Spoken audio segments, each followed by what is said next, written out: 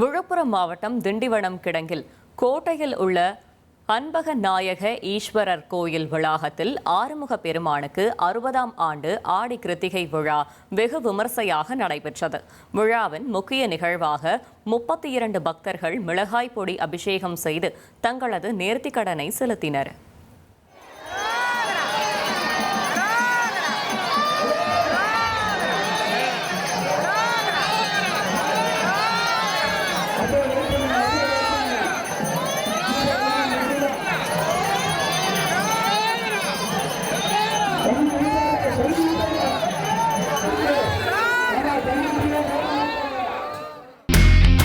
இனி செல்லும் இடமெல்லாம் செய்தி.